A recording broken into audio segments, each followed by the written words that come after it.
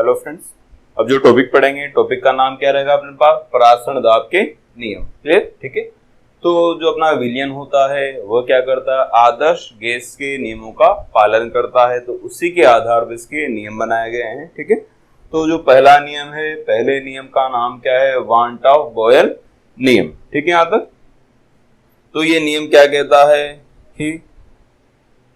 है कि किसी भी विलयन का जो परासरण दाब होगा, परासरण दाब वो किसे बताते हैं अपन? पाई से। वह किस पर निर्भर करेगा? अपना ताप पर निर्भर करेगा। ताप के क्या हो जाएगा? समानुपाती हो जाएगा। अर्थात क्या करेंगे? ठीक है, ताप बढ़ाया जाए। ठीक है, तापमान बढ़ाएंगे तो पाई का मान भी क्या हो जाएगा? बढ़ जाएगा। ठीक है। तो उसने क्या कहा? किसी विलयन का अगर ताप बढ़ाया जाए तो परासरण दाब का मान भी बढ़ता है, या सीधे शब्दों में बोले तो अपन जो परासरण दाब होता है वह सीधे सीधे परम ताप के क्या होता है? वे समानुपाती होता है। ठीक है। तो लिखिए, आप पहले हेडिंग डालिएगा आप क्या? परासरण दाब के नियम। इसमें लिखिए पहले हेडिंग। ठीक है। फर्स्ट हेडिंग में लिखिए वांट हॉफ ने, वांट ऑफ एक वैज्ञानिक थे, वांट हॉफ ने गैस नियमों को विलयन पर भी लागू किया तथा विलयन समीकरण व्युत्पन्न किया जो कि निम्न प्रकार से है। ठीक है। तो पहला प्रकार हो जाएगा उनके पास वांट ऑफ बॉयल का नियम। ठीक है ना, वांट ऑफ बॉयल नियम। ठीक है। लिखिए इसमें निश्चित ताप पर किसी विलयन का परासरण दाब, किसी विलयन का परासरण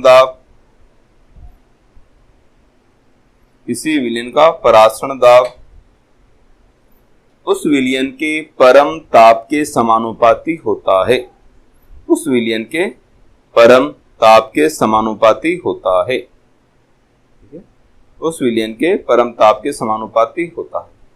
ठीक है। तो आप इक्वेशन लिख लीजिएगा ये वाली। क्लियर यहां तक? नेक्स्ट टॉपिक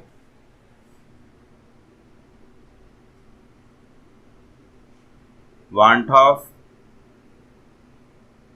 का सांद्रता नियम। ठीक है। ये नियम क्या कहता है कि किसी भी विलयन का जो परासरण दाब होगा वह क्या होगा? उस विलयन की सांद्रता के समानुपाती होगा। किसी भी विलयन का जो परासरण दाब होगा वह सांद्रता के समानुपाती हो जाएगा। ठीक है। क्लियर यहां तक? वो सांद्रता जानते हैं अपन, ये क्या होती? आयतन की क्या हो जाएगी? व्युत्क्रमणुपाती। ठीक है। जो सांद्रता होती है वह क्या होती है? विलयन की आयतन की क्या हो जाएगा? समानुपाती। तो अपन इसको ऐसे भी लिख सकते हैं, सी हटाया, सी यानी क्या? सांद्रता।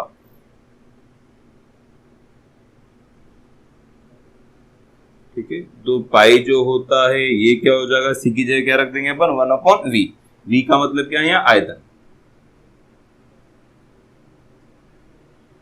ठीक है।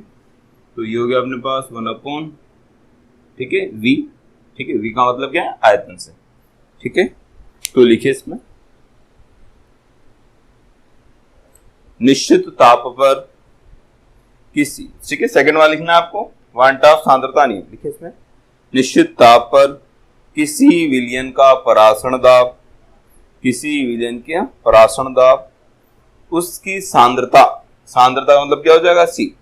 सांद्रता सी के समानुपाती होता है। ठीक है। तो कितने इक्वेशन बनी मेरे पास? दो इक्वेशन। पहली इक्वेशन हो रही है मेरे पास, दूसरी इक्वेशन। ठीक है। सेकंड इक्वेशन, दोनों को मिला दे। कौन सी इक्वेशन? समीकरण फर्स्ट एवं समीकरण सेकंड से। ठीक है। तो क्या हो जाएगा? जो पाई होगा, ठीक है, जो पाई होगा ये क्या हो जाएगा? समानुपाती क्या हो जाएगा? ct। ठीक है। और ये क्या है? समानुपाती बराबर लाने के लिए नियतांक लगाएंगे। ठीक है। ये रहा s, तो क्या हो जाएगा? SCT। यहाँ s क्या है? नियतांक, जिसे क्या बोलते हैं अपन? विलयन स्थिरांक भी कहते हैं। विलयन स्थिरांक। ठीक है। और जो इसका मान होगा ये गैस नियतांक के बराबर होगा। ठीक है। तो इक्वेशन क्या बन गई अपने पास? पाई बराबर क्या है? SCT। ठीक है। तो ये अपने पास इक्वेशन तैयार होगी इसकी।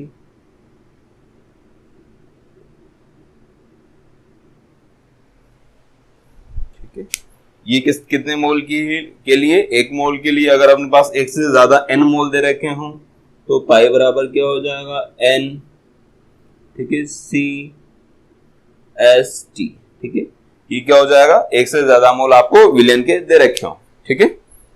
तो ये अपना टॉपिक कंप्लीट हुआ। नेक्स्ट टॉपिक,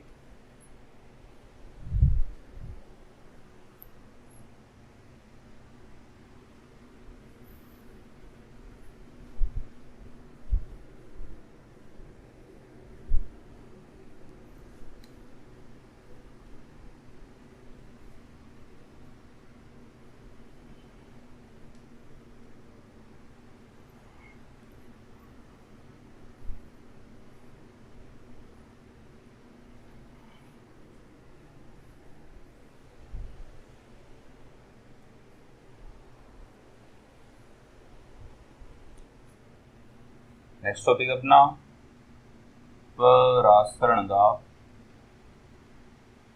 एवं अणुभार में संबंध।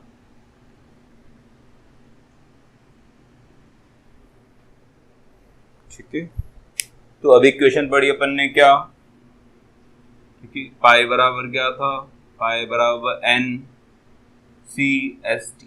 ठीक है, ये क्या हो जाएगा, NC, क्या हो जाएगा ये CST, ठीक है, पाई बराबर क्या हो जाएगा CST, C क्या है मेरे पास यहाँ, C क्या है यहाँ सांद्रता, और सांद्रता क्या होती है अपने पास N/V, N/V हो जाएगा, ठीक है। तो अपन ने C को हटाया, C की जगह लिख दिया अपन ने पाई बराबर N/V/ST, और N क्या होता है, N क्या होता है मोल, और मोल क्या होता है W/MB, ठीक है। यहाँ W या वेट, W क्या है, W क्या है भार, और MB क्या है मेरे पास, याद हो किसी को, MB क्या था, विलेय अणु भार, ठीक है, यहाँ लिख देते इसको, W क्या था भार, और MB क्या था अपने पास, विलेय का अणु भार, ठीक है। और यही टॉपिक अपना परासरण दाब और अणुभार में संबंध। तो पाई तो है अपने पास, ठीक है, अब इस टर्म को किस में ले जाना है अपन को, अणुभार में ले जाना है। तो ये पाई, N हटाया अपन ने, N की जगह रख दिया W, ठीक है, और ये रख दिया ST, ठीक है, V ऐसा का ऐसा, ठीक है। अब N और क्या लिखना था अपन, MB, ठीक है, तो MB की जगह क्या आ जाएगा, ठीक है, MB बराबर क्या हो जाएगा, WST, और ये V इंटू क्या हो जाएगा, I, ठीक है। तो यहाँ तो कॉपी कीजिए, तो मिल गया अपने पास जो अणुभार, ये क्या था, अणुभार क्या होगा, MB। तो दोनों में संबंध अपन ने ज्ञात कर लिया, बहुत इजी, लिखिए आप इसको।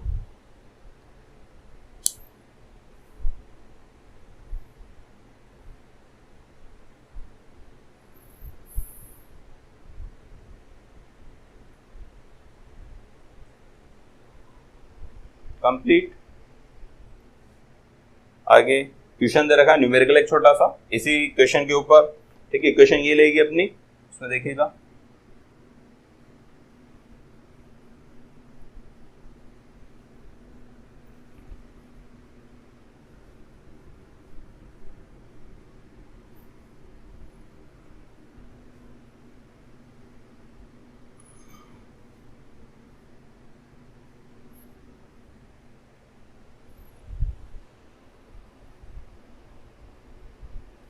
ये क्वेश्चन लिखिएगा, न्यूमेरिकल है 27 डिग्री 27 डिग्री सेंटीग्रेड ताप पर यूरिया के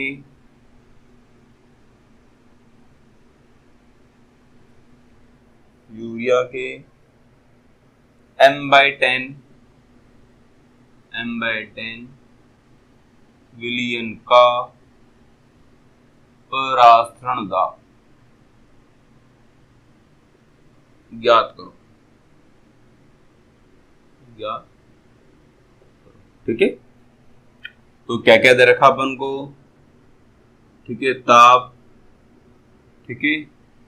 ताप कितना दे रखा अपन को 27 डिग्री सेंटीग्रेड, ठीक है। ताप की इकाई क्या दे रखी, ध्यान रखना 27 डिग्री सेंटीग्रेड। लेकिन ताप फिजिक्स या केमिस्ट्री लगभग किसमें लेते हैं अपन, केल्विन के अंदर। केल्विन बदलने के लिए क्या करेंगे, इसको 27 में क्या जोड़ देंगे अपन, 273, तो ये क्या हो जाएगा 300, ठीक है। सांद्रता दे रखी, सांद्रता का मतलब क्या बताया था आपको, सी दे रखा अपन को m/10, ठीक है। और क्या पूछा है आपसे, पाई पूछा है क्या, तो सॉल्यूशन अपन, ठीक है। पाई बराबर क्या था, CRT, ठीक है, या CST, दोनों एक ही बात में है, ठीक है। C कितना दे रखा अपन को, C 1/10 S का मान, ठीक है। जूल में कितना होता है अपने पास, ठीक है, ठीक है। यहाँ दाब किसमें पूछा गया है अगर, ठीक है, R की बहुत सारी इकाइयां हैं, ठीक है। R का मान, ठीक है, 8.314 तो किसमें होता है, जूल में, ठीक है। दाब क्या होता है जनरली अपन किसमें लेते हैं, ATM में, ठीक है। तो R का मान, ठीक है, 0.821 ये किसमें होता है, कौन सी यूनिट में, ATM वाली यूनिट में। जैसे सॉल्यूशन में इसमें रखा है इसको 0.821, ठीक है। और ताप कितना दे रखा अपन को, 300 केल्विन, ठीक है। इनको गुणा भाग करेंगे तो अपने पास आएगा 2.4, ठीक। और इकाई का ध्यान रखना, R किसमें लिया अपन ने, ATM में लिया है, तो जो पाई आएगा इसकी इकाई भी ध्यान रखनी है अपन को, किसमें लेनी है अपन को, ATM। अगर जूल वाली लिखते तो अपन इसका आंसर किसमें देते, फिर जूल वगैरह यूनिट, ठीक है। जूल मतलब जो दाब होता है किसमें लेते हैं अपन, न्यूटन अपॉन मीटर स्क्वायर के अंदर, ठीक है। ये ध्यान रखिएगा, ठीक है। जनरली जो क्वेश्चन आएगा उसमें आपको ATM में निकालने को बोला जाएगा, ठीक है। कुछ नहीं दिया हो तो आप ATM में रखिएगा, ठीक है। क्योंकि दाब जनरली किसमें लेते हैं अपन, ATM। जैसे वायुमंडल का दाब होता है 1 वायुमंडल या 1 ATM, ठीक है। तो अपना क्वेश्चन भी ये क्लियर हुआ, ठीक है। आंसर कॉपी कर लीजिए इसका, ठीक है। R का मान क्वेश्चन ने गिवन था यहाँ पे पास।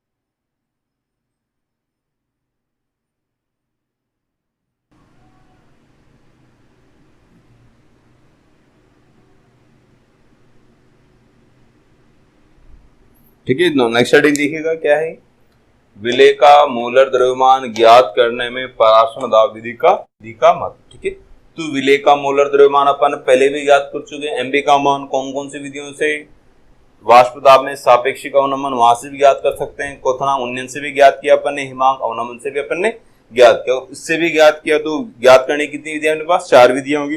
लेकिन इस विधि का अधिक महत्व है, क्यों, क्योंकि इस विधि जो ये विधि अपन प्रयोग में लेते हैं, ये कहाँ लेते हैं हम, कमरे के ताप पर 25 डिग्री सेंटीग्रेड ताप पर। जबकि वहां क्या था, अपन को विलयन को हिमांक वाले में बहुत ज्यादा ठंडा करना है। पानी की बात करें तो वहां 0 डिग्री सेंटीग्रेड ताप को ठंडा करना पड़ेगा। क्वथनांक उन्नयन की बात करें तो पानी के लिए आपको 100 डिग्री सेंटीग्रेड तो उसको उबालना पड़ेगा। लेकिन यहाँ ऐसी कोई प्रॉब्लम ताप को लेकर नहीं है, क्योंकि यह विधि क्या काम करेगी, ताप के कमरे के ताप पर ये काम करती है, ठीक है। सेकेंड रीजन क्या, इसका अधिक महत्व क्यों है, ठीक है, क्योंकि पाई का जो संख्यात्मक मान होता है वह क्या होता है, अधिक होता है, ठीक है। क्वथनांक उन्नयन हिमांक अवनमन का मान क्या होता है, अति अल्प होता है। कुछ क्वेश्चन भी किया भी था अपन ने, डेल्टा टी भी निकाला, उसका मान अप्रोक्सीमेटली कितना था 0.88, तो ये मान क्या है भाई, बहुत कम। डेल्टा टी एफ निकालोगे तो वहां भी क्या मिला था अपन को, जो मान मिले थे वो क्या मिले थे, बहुत कम मिले थे, ठीक है। तो इनके, ठीक है, इनका संख्यात्मक मान कम होने की वजह से अपन को कैलकुलेशन गणनाओं को करने में या गुणा भाग करने में थोड़ी दिक्कत होती है, त्रुटियों का मान अधिक आता है। लेकिन जो पाई होता है उसका परिमाण या संख्यात्मक मान क्या होगा, ज्यादा होगा, जिससे गणनाओं को करने में आसानी रहेगी और जो मोलर द्रव्यमान निकल के आएगा उसमें त्रुटि होने की संभावनाएं क्या होंगी, कम से कम होंगी। ठीक है, नेक्स्ट। ठीक है, यह विधि क्या होती है, जैव अणु के लिए अधिक उपयोगी होती है, क्योंकि यह विधि कहाँ काम करती है, कमरे के ताप पर। अन्य विधियों में क्या करेंगे, गर्म करेंगे या बहुत ज्यादा ठंडा करेंगे तो जैव अणुओं की नष्ट होने की संभावना अधिक होती है। इसलिए जैव अणु का मोलर द्रव्यमान ज्ञात करने के लिए पराशरण दाब विधि का महत्व अधिक होता है। ठीक है, तो लिखिए आप थ्योरी में इसका, विलेय का मोलर द्रव्यमान। ठीक है, हेडिंग लिख लीजिएगा, हेडिंग में लिखना है विलेय का मोलर द्रव्यमान ज्ञात करने में पराशरण दाब विधि का, पराशरण दाब विधि का अन्य विधियों से अधिक महत्व है, क्योंकि अधिक महत्व है क्योंकि, फर्स्ट टॉपिक, फर्स्ट कारण, फर्स्ट लिखिएगा, क्योंकि पराशरण दाब कमरे के ताप पर, क्योंकि पराशरण दाब कमरे के ताप पर ज्ञात किया जाता है, कमरे के ताप पर ज्ञात किया जाता है। सेकंड, इस विधि की, सेकंड, इस विधि में पराशरण दाब का परिमाण, इस विधि में पराशरण दाब का परिमाण अर्थात संख्यात्मक मान भी अधिक होता है, संख्यात्मक मान भी अधिक होता है, जिससे गणनाएं करना आसान होता है। नेक्स्ट, थर्ड पॉइंट, विलेय का मोलर द्रव्यमान ज्ञात करने की, विलेय का मोलर द्रव्यमान ज्ञात करने की पराशरण दाब विधि, पराशरण दाब विधि अन्य जैव अणुओं के लिए, अन्य जैव अणु जानते हो, कार्बोहाइड्रेट, प्रोटीन, वसा, जैव अणुओं के लिए विशेष उपयोगी है, जो कि सामान्यतः उच्च दाब पर स्थायी नहीं होते, सामान्यतः उच्च दाब पर स्थायी नहीं होते, एवं कम विलेयता वाले बहुलकों के लिए, कम विलेयता वाले बहुलकों के लिए भी उपयोगी है। ठीक है, तो ये टॉपिक अपना कंप्लीट हुआ। अगला टॉपिक,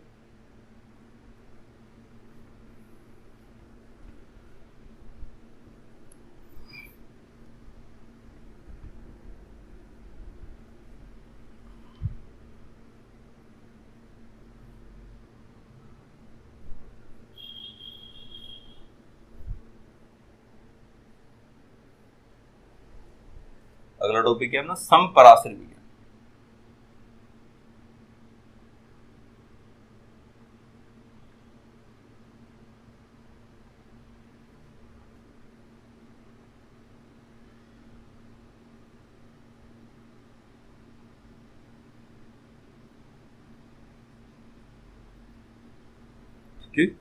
तो नेक्स्ट टॉपिक है अपने पास समपराश्रय विलयन। यह क्या हो जाएगा, आइसोटोनिक, ठीक है, सॉल्यूशन। ये इंग्लिश नेम इसका ध्यान रखिएगा। ठीक है, तो समझिएगा इसका, ये दो विलयन है मेरे पास। ठीक है, ये पात्र है, इस पात्र में क्या लगा हुआ है, कोई बताएगा क्या था, ये डैश डैश करके, इसमें छोटे छोटे छेद थे, इसको क्या बोला था अपन ने, याद करो, एसपीएम। एसपीएम यानी अर्ध पारगम्य झिल्ली। इसमें दो विलयन भरे हुए हैं, एक की सांद्रता क्या है C1, एक की सांद्रता क्या है भाई C2। ठीक है, तो ये विलयन नंबर 1 है, ये विलयन नंबर 2 है। पहले विलयन की सांद्रता C1, इसकी सांद्रता C2। यदि अब बात करें अपन समपराश्रय विलयन के लिए, क्या हो जाएगा, समपराश्रय विलयन के लिए क्या होता है, C1 और C2 क्या होगा, बराबर हो जाएगा। ठीक है, मतलब यदि दो विलयनों की सांद्रताएं आपस में बराबर हों तो उस विलयनों को क्या बोलेंगे अपन, समपराश्रय विलयन। ठीक है, लिखिएगा, इसमें हेडिंग डाल लीजिएगा, दिए गए ताप पर दो विलयनों की मोलर सांद्रताएं समान होती हैं, मोलर सांद्रताएं समान होती हैं तो उन्हें समपरासरी विलयन कहते हैं, तो उन्हें समपरासरी विलयन कहते हैं। अब दोनों की सांद्रताएं क्या है? समान। ठीक है, तो सपोज करो इसके लिए अपन ने पाई 1 निकाला। पाई 1 क्या है? C1 RT या ST। ठीक है, तो ये भी क्या हो जाएगा? CRT। पाई 2 का मान C2 RT, लेकिन दोनों आपस में बराबर, तो ये भी ले लिया अपन ने CRT। तो पाई 1 बराबर क्या हो गया? पाई 2। अर्थात क्या हो गया? जो समपरासरी विलयन होते हैं जिनकी सांद्रताएं समान होती है उनका परासरण दाब भी क्या होगा? समान होगा। लिखिएगा इसमें। ठीक है, समपरासरी विलयनों का परासरण दाब भी समान होता है।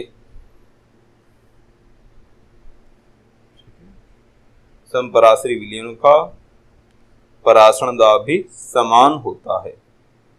ठीक है, तो अपन ने अभी क्या देखा यहाँ? ठीक है, इसको कॉपी कर लीजिएगा आप पहले।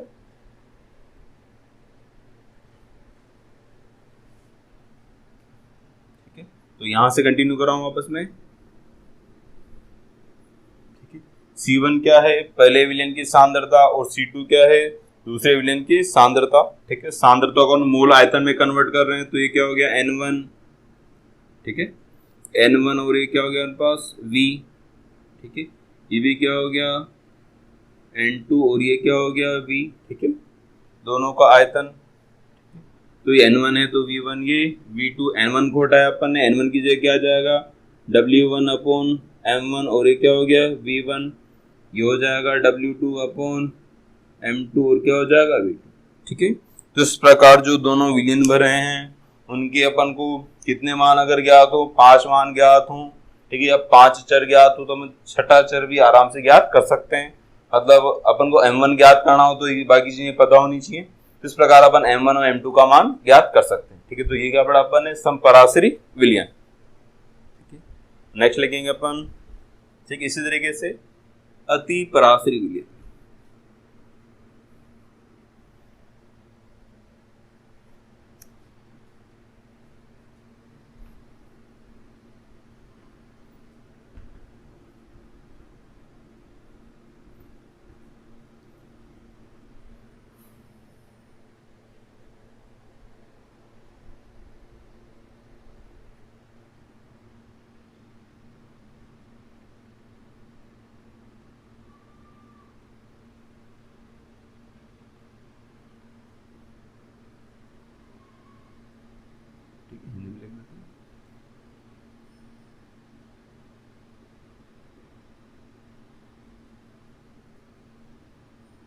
ठीक है, तो नेक्स्ट हेडिंग है अपने पास, नेक्स्ट टॉपिक। ठीक है, सेम इसी में कंटिन्यू करते हैं। अति परासरी विलयन या क्या भाई? Hypertonic solution. ठीक है, तो इस प्रकार के विलयन में क्या होगा? एक विलयन की सांद्रता क्या हो जाएगी? दूसरे विलयन की सांद्रता से ज्यादा हो जाएगी।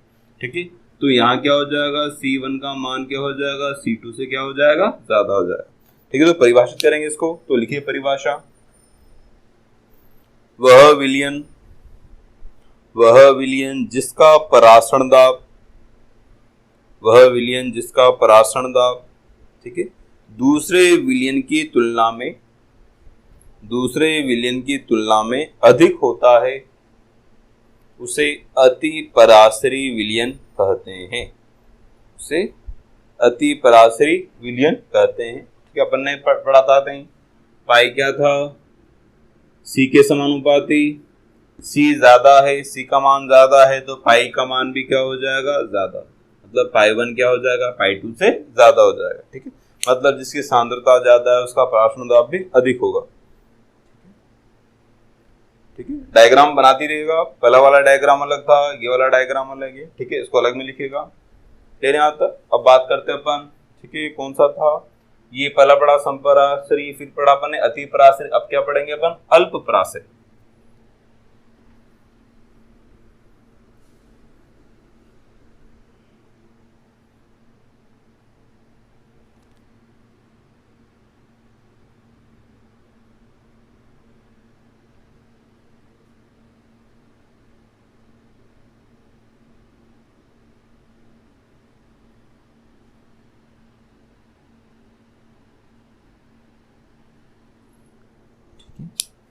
अल्पपराश्रयी विलयन में क्या करेंगे, ठीक है, यदि किसी विलयन की सांद्रता, ठीक है, C2 की बात करें अपन, C2 की सांद्रता C1 से कम है तो C2, पहले बात की थी C1 के बारे में, C1 की ज्यादा है तो C1 को क्या बोला अपन ने, अति पराश्रयी। अब बात करें C2 के रेफरेंस में, C2 को मानते हैं जिस ऐसा विलयन जिसकी सांद्रता कम हो तो उसका परासरण दाब भी कम हो जाएगा, अर्थात ऐसा विलयन जिसका परासरण दाब कम हो या सांद्रता कम हो तो उसको क्या बोलेंगे अपन, अल्प पराश्रयी विलयन, या इंग्लिश में, इंग्लिश नाम इसका हाइपोटोनिक विलयन।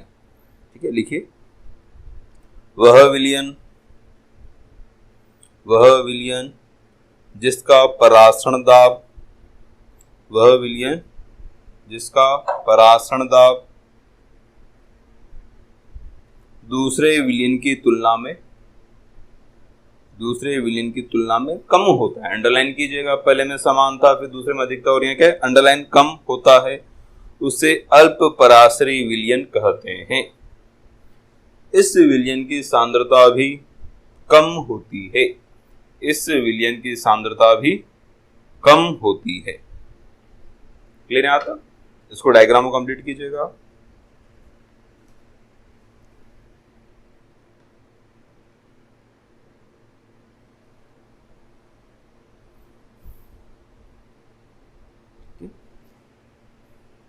अब बात करेंगे तीनों की। संपराश्रय में क्या होगा, विलय का प्रवाह कहाँ होगा, अल्प पराश्रय में कहाँ होगा और अति पराश्रय में कहाँ होगा।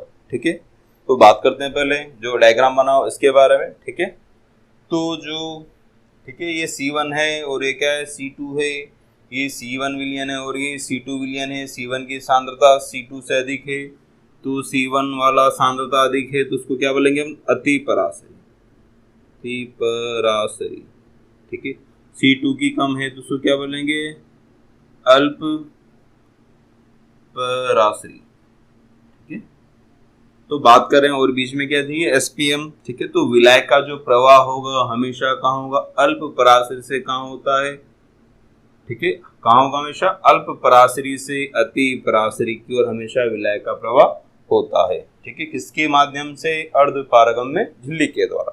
ठीक है, तो अपन अब बात करेंगे तीनों टॉपिक कौन कौन से, संपराश्रयी, अति पराश्रयी, अल्प पराश्रयी, तीनों के बारे में बात करेंगे। नेक्स्ट लाइन से लिखेगा, एक लाइन छोड़ के, अर्धपारगम्य झिल्ली द्वारा पृथक होने पर, ठीक है, अर्धपारगम्य झिल्ली SPM द्वारा पृथक होने पर विलायक का प्रवाह अल्प पराश्रयी विलयन से अति पराश्रयी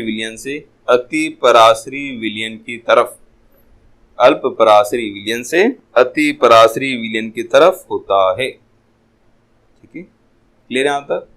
अब नेक्स्ट बात में क्या करती है, उन्होंने बात की संपराश्रयी के बारे में। संपराश्रयी में क्या पढ़ा था अपन ने थोड़ी देर पहले, संपराश्रयी विलयन जिनमें क्या होगा, दोनों की सांद्रताएं क्या हो जाएंगी, बराबर। दोनों की सांद्रताएं बराबर है तो परासरण दाब भी क्या हो जाएगा, बराबर। मतलब क्या हो जाएगा, C1 बराबर क्या था, C2। किसके लिए बात कर रहा हूं मैं,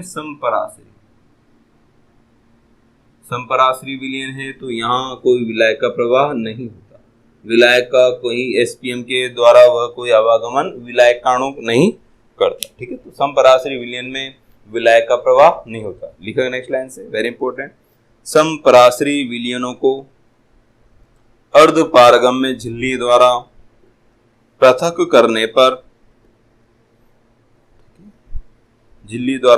करने पर उनके बीच परासरण नहीं होता। ठीक है, अब इसका अनुप्रयोग क्या क्या उपयोग है देखिएगा। तो अपने पास क्या होती है, अपने ब्लड के अंदर, शरीर के अंदर क्या होता है, ब्लड होता है, ब्लड के अंदर कोशिका होती है।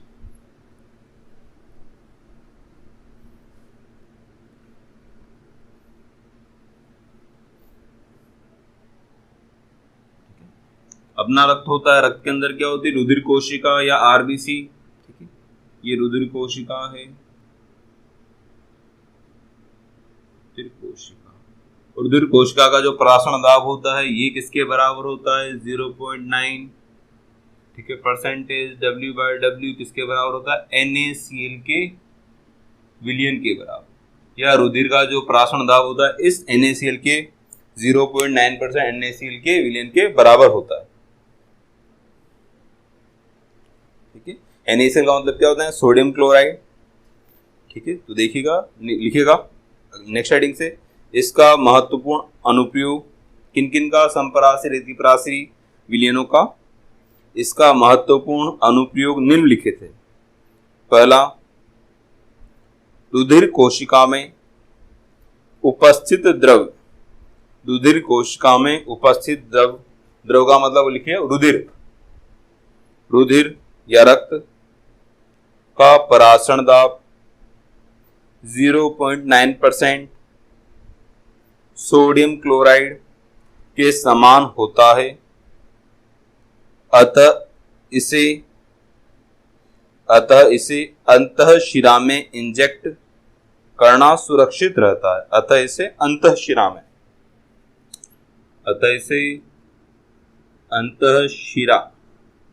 में इंजेक्ट का मतलब क्या है? इंजेक्शन लगाने, जो सुई लगाते हैं, इंजेक्शन लगाते हैं, उसको लगाने का जो प्रोसेस है उसको क्या बोला है? इंजेक्ट। ठीक है, इंजेक्ट करना सुरक्षित रहता है। ठीक है, मतलब किसी व्यक्ति को अपन क्या करेंगे, अगर कोई दवाई देंगे, इंजेक्शन लगाएंगे तो उसका परासरण दाब कितना, किसके बराबर होना चाहिए? 0.9% W/W NaCl के बराबर होना चाहिए। ठीक है, तो इतना परसेंट लगाना है। अपन ने अगर ज्यादा लगा दिया, कम लगा दिया तो क्या होगा? ठीक है, सपोज करो ये RBC है। ठीक है, अब अपन को इंजेक्शन लगाना था, इसको कितने की जरूरत है? 0.9। ठीक है, तो अपन ने क्या किया? अधिक लगा दिया। ठीक है, इस RBC को, सिंपल सा बात करते हैं अपन, सिंपल सी, इस RBC को अपन क्या करेंगे? ऐसे विलयन में रखेंगे जिसका वो क्या हो? अति पराश्री। क्या हो? अति पराश्री विलयन हो। जो विलयन भरा अपन ने अति पराश्री। ठीक है, फिर सुनिएगा, एक पाथ है जिसके अंदर RBC को रखा है। ठीक है, RBC का जो परासरण दाब ये किसके बराबर है? 0.9% NaCl के बराबर। उस RBC को अपन ने अति पराश्री विलयन में रख दिया तो क्या होगा? ठीक है, अपन ने आते ही पढ़ा, विलायक का प्रवाह कहाँ होता है? अल्प पराश्री विलयन से कहाँ होगा? अल्प पराश्री विलयन से कहाँ होगा? अति पराश्री विलयन की ओर होता है। तो इस RBC को अपन अति पराश्री विलयन में रख दिया तो इसमें क्या होगा? जो जल के अणु होंगे या विलायक के अणु होंगे, ये क्या हो जाएंगे? इस RBC से बाहर निकलेंगे। इससे क्या होगा? ये RBC क्या हो जाएगी? सिकुड़ जाएगी। ये RBC क्या हो जाएगी? सिकुड़ जाती है। ठीक है, इसका अपोजिट, इसका उल्टा, इसी RBC को अपन ने क्या कर दिया? अल्प पराश्री, ये RBC थी अपने पास, लाल रुधिर कणिका, इसको अपन ने कहाँ रख दिया? अति पराश्री, अल्प पराश्री विलयन में, अल्प पराश्री विलयन में रख दिया तो क्या होगा? जो विलायक होगा, विलायक का अणु या जल के अणु कहाँ जाएंगे? RBC के अंदर, जिससे RBC फूल के क्या हो जाएंगे? गोल हो जाएगी, हो सकता है। ठीक है, इसके अंदर विलायक बढ़ता जाएगा, ऐसी कंडीशन आएगी जब क्या होगा? ये जो RBC जिसकी कोशिका झिल्ली क्या हो जाती है? फट भी सकती है, अर्थात RBC क्या हो जाएगी? नष्ट हो जाएगी। तो अति पराश्री में रखेंगे तो ये सिकुड़ जाएगी, संकुचित हो जाएगी। और इसमें क्या होगा? अल्प पराश्री में रखने पर ये क्या हो जाएगी?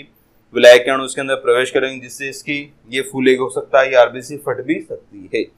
ठीक है, तो लिखिएगा नेक्स्ट लाइन से, यदि हम रुधिर कोशिकाओं को 0.9% NaCl से अधिक,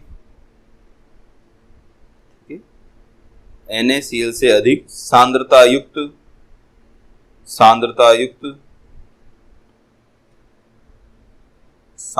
युक्त सोडियम क्लोराइड के विलयन में रख दें, तो जल कोशिकाओं से बाहर आ जाएगा, और वे संकुचित हो जाएंगी, ठीक है, तो आपको पहले ये वाला फोटो बनाना, जो भी लाइन लिखी अपन, ये वाला फोटो बनेगा, उसके अंदर ये वाला चित्र बनेगा। ठीक है, बना लीजिए इसको। ठीक है, ये फूली हो रही क्या होगी? संकुचित होगी। लिख देते हैं इसमें संकुचित RBC,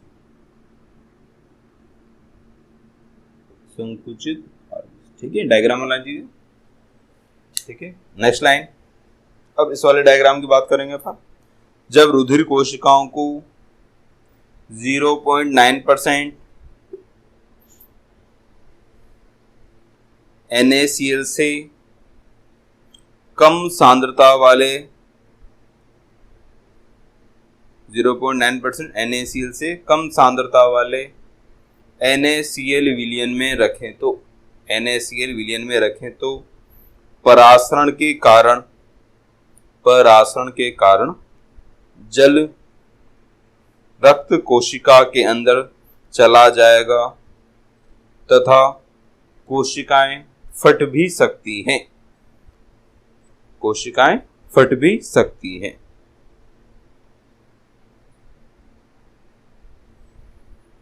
ठीक है, तो ये टॉपिक अपना कंप्लीट हुआ।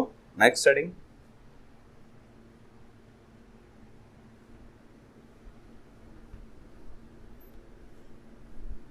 ठीक है, डायग्राम बना लीजिएगा ये वाला।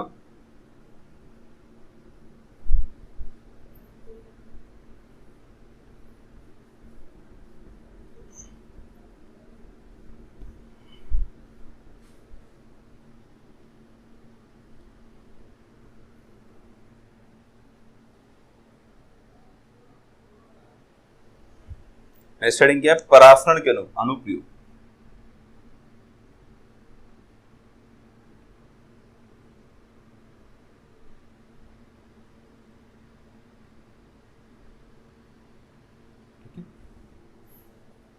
नेक्स्ट हेडिंग क्या है अपने पास? परासरण के अनुप्रयोग। परासरण को अपन कहाँ कहाँ उपयोग में लेते हैं, आगे अपने कहाँ कहाँ काम आता है देखिएगा। कोई पादप है, पौधा है, पौधे का ये क्या है भी? तना है, नीचे क्या है भी? जड़ें हैं ये। ठीक है, तो ये क्या है? मिट्टी। तो मिट्टी में जो पानी होता है यही परासरण। मिट्टी में क्या होता है?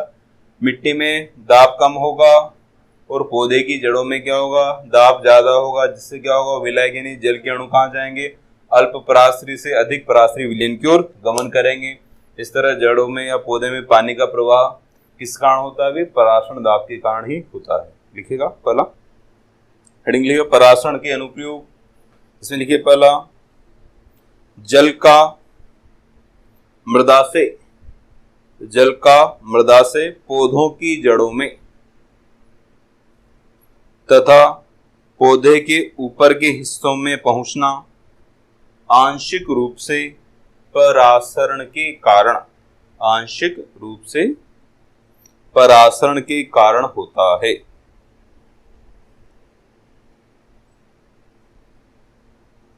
ठीक है, दूसरा अनुप्रयोग देखिए। पहला था ये, दूसरे में क्या है? ये कोई मांस का टुकड़ा है या कोई मेरे पास फल है। ठीक है, फल बना देते हैं। ठीक है, तो इनको कहाँ रखते हैं? मांस के टुकड़े को अपन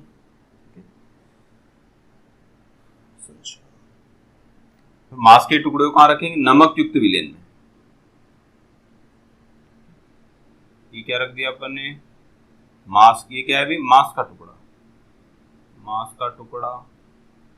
मतलब खाद्य पदार्थ कहने का मतलब ये क्या है? मेरे पास फल। अब जो खाद्य पदार्थ होते हैं इनके ऊपर क्या लग जाते हैं? बैक्टीरिया कवक इस पे लग के खाद्य जो पदार्थ होते हैं उनको क्या करते हैं? खराब कर देते हैं। तो अपन को उनको खराब होने से बचाना है। खराब होने से बचाने के लिए इनको जो मांस का टुकड़ा होगा इसको अपन नमकीन पानी में रख देंगे, नमकीन विलयन में रख देंगे। और फलों के ऊपर क्या रख देंगे अपन? शर्करा विलयन रख देंगे। इससे क्या होगा?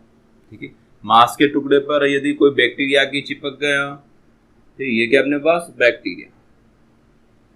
यहाँ भी क्या है अपने पास? बैक्टीरिया। कोई फल के ऊपर कोई बैक्टीरिया लग गया, बैक्टीरिया क्या करेगा? इस फल को या खाद्य पदार्थ को क्या कर देगा? नष्ट कर देगा, खराब कर देगा। ठीक है, स्मेल आने लगी तो उस बैक्टीरिया को क्या करना है? अपन को नष्ट करना है। नष्ट करने के लिए क्या रख देंगे अपन? नमकीन विलयन में मांस के टुकड़े को रख देंगे या फल को क्या रख देंगे? शर्करा के विलयन में रख देंगे। इससे क्या होगा? जो बैक्टीरिया का जो पानी होगा, ठीक है, या इसके अंदर जो जल होगा ये कहाँ हो जाएगा? बाहर निकल जाएगा। क्योंकि बाहर का विलयन क्या है? शर्करा विलयन, जो बैक्टीरिया के विलयन की अपेक्षा है, बैक्टीरिया की अपेक्षा क्या है भाई? क्या है, अति पराशरी। जो विलयन होंगे ये दोनों विलयन क्या होंगे, अति पराशरी। जिसे बैक्टीरिया का जितना भी जल होगा, जितना भी द्रव्य होगा बाहर निकल जाएगा और बैक्टीरिया की क्या हो जाएगी, मृत्यु हो जाएगी, अर्थात बैक्टीरिया क्या हो जाएगा, नष्ट हो जाएगा, जिससे ये दोनों खाद्य पदार्थ अपने क्या रहेंगे, सुरक्षित रहेंगे। ठीक है, यहाँ तक लिखेंगे इसको। मांस का मतलब ये है, मांस का टुकड़ा, मांस का लवण मिलाकर, लवण का मतलब नमक, मांस का लवण मिलाकर संरक्षण। ठीक है, क्या, संरक्षण मतलब बचाना, खराब होने से बचाना, खराब होने से बचाने को क्या बोल देंगे, एक शब्द में अपन संरक्षण। संरक्षण तथा फलों में शर्करा विलयन मिलाकर, शर्करा विलयन मिलाकर बैक्टीरिया की क्रिया को रोकता है, बैक्टीरिया की क्रिया को रोकता है, क्योंकि परासरण के कारण नमक युक्त मांस, परासरण के कारण नमक युक्त मांस एवं शर्करा युक्त फल पर स्थित बैक्टीरिया, शर्करा युक्त फल पर स्थित बैक्टीरिया जल की कमी के कारण संकुचित होकर मर जाते हैं, संकुचित होकर मर जाते हैं। ठीक है, तो ये टॉपिक कंप्लीट हुआ। एक न्यूमेरिकल दे रखा आपने, तो न्यूमेरिकल कंप्लीट करते हैं। सवाल,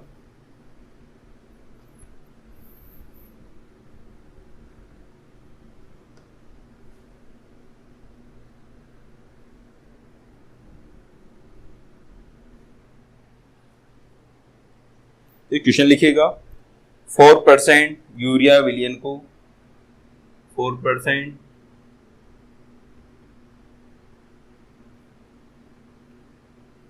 यूरिया विलयन, ठीक है, 4% यूरिया विलयन एक अन्य कार्बनिक यौगिक A, एक अन्य कार्बनिक यौगिक A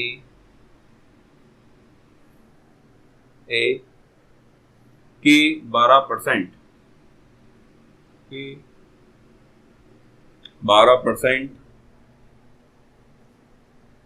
विलयन का समपराशरी है, विलयन का समपराशरी है, तो यौगिक A का अणुभार ज्ञात। ठीक है, तो क्वेश्चन लिखे आप,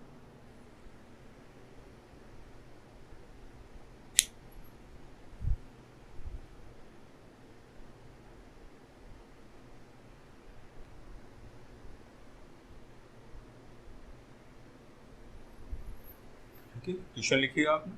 ठीक है, तो आंसर, ठीक है, C1 कितना दे रखा अपने पास, 4%। ठीक है, C2 कितना दे रखा अपन को, 12%। ठीक है, C1 का नाम लिख रहा है यूरिया, यूरिया का फॉर्मूला क्या था अपने पास, NH2CO, पहले बात कर चुके हैं। इसका अणुभार कितना होता है अपने पास, 60। ठीक है, इसका अणुभार अपन को ज्ञात करना है, यौगिक A, ये क्या है A, इसका Ma अपन को क्या करना है भी ज्ञात करना है। A का मतलब क्या है, इसके से A यौगिक से। ठीक है, विलयन क्या है मेरे पास, समपराशरी, विलयन क्या है मेरे पास, समपराशरी।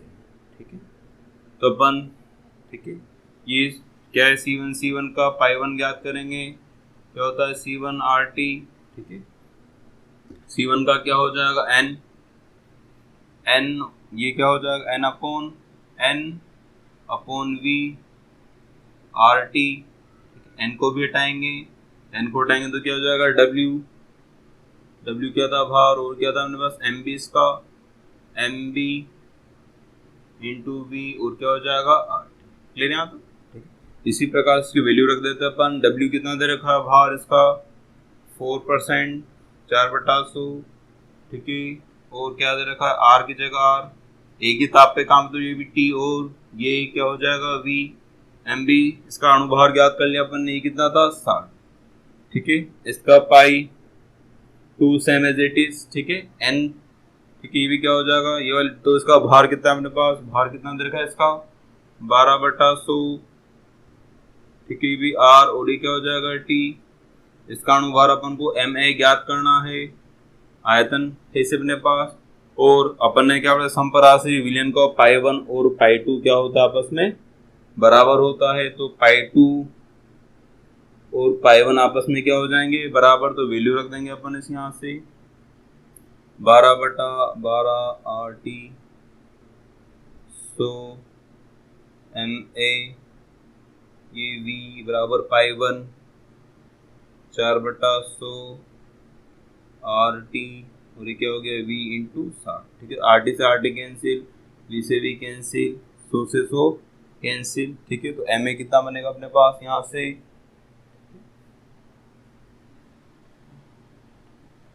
तो Ma जो कैलकुलेट करेंगे अपन, Ma का जो अणुभार आएगा वह कितना आ जाएगा 180 ग्राम। इसका आंसर बन गया अपने पास। कॉपी कर लीजिए इसको आप।